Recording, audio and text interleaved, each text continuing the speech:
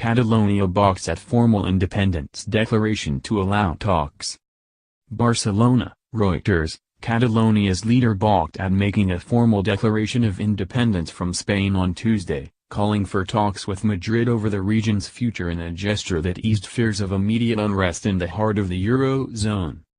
In a much-anticipated speech to the Catalan parliament, ringed by thousands of protesters and hundreds of armed police, Carles Puigdemont made only a symbolic declaration, claiming a mandate to launch secession but suspending any formal steps to that end. His remarks disappointed many of his supporters who had gathered outside, waving Catalan flags in the expectation that he would move a formal independence motion to the assembly. But the speech pleased financial markets, boosting the euro on hopes that his gesture would mark a de-escalation of Spain's worst political crisis since an attempted military coup in 1981. Tensions have been climbing in Catalonia since it went ahead on October 1 with an independence referendum that Madrid had deemed unconstitutional. Despite a violent police crackdown, Catalan officials say the result was an overwhelming yes vote. But instead of moving a motion in regional parliament on Tuesday, as Spanish unionists had feared, Puigdemont and other regional politicians signed a proclamation of full sovereignty for Catalonia. Its legal value was unclear. "I am disappointed. I hoped for a declaration of independence and it didn't happen," said 18-year-old student Julia Luch, among a crowd of independence supporters who were rolling up their flags and drifting away from the assembly. In Brussels, though, there was a sense of relief that the Eurozone's fourth-largest economy now had at least bought some time to deal with a crisis that was still far from over. One EU official said Puigdemont seems to have listened to advice not to do something irreversible. However, the prospects for political talks still appeared remote on Tuesday despite Puigdemont's gesture, with Madrid insisting on talks to be held within the law, a phrase that is widely interpreted as ruling out independence as an option. Deputy Prime Minister Soraya Sáenz de Santamaría also rejected the Catalan leader's proposal for talks to be conducted by an international mediator. "Neither Mr. Puigdemont nor anybody else can claim to impose mediation," she said. The Spanish government will meet on Wednesday to decide on its response to Puigdemont's declaration.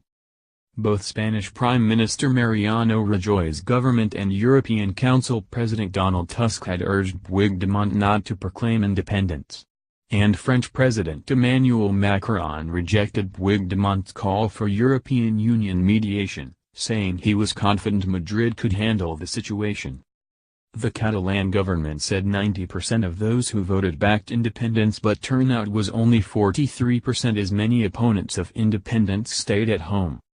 Puigdemont told the Barcelona regional parliament that the result provided a popular mandate for independence and he called for talks and reduced tensions.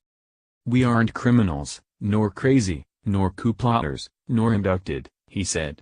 "We are normal people who ask to be allowed to vote and who have been ready for all the dialogue necessary to achieve it in an agreed way.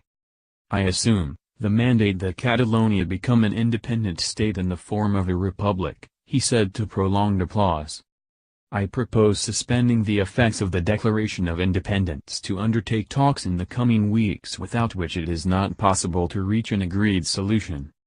After Puigdemont's speech, stocks around the world rose as Wall Street eked out record highs ahead of earnings season, while U.S. Treasury prices pared gains. Some analysts, however, said Puigdemont's stance would prolong the uncertainty and risk from the Catalan impasse. It could also rock his Catalan government, with one far-left party inside his coalition, the pro-independence CUP, saying he may have missed an historic opportunity and giving him 1 month to find a negotiated solution the CUP doubts will ever come. "You say we are suspending the effects because we are going to negotiation and mediation. Negotiation and mediation with whom? With a Spanish state that continues to harass and persecute us?" CUP leader Ana Gabriel said. The Catalan crisis has deeply divided the northeastern region as well as the Spanish nation. Opinion polls conducted before the vote suggested a minority of around 40% of residents in Catalonia backed independence. The stakes are high. Losing Catalonia, which has its own language and culture, would deprive Spain of a fifth of its economic output and more than a quarter of exports. Some of Catalonia's largest companies have moved their head offices out of the region this week, and others were set to follow if he had declared independence. Independence supporters watched Puigdemont's speech on large screens outside the 18th-century Parliament building.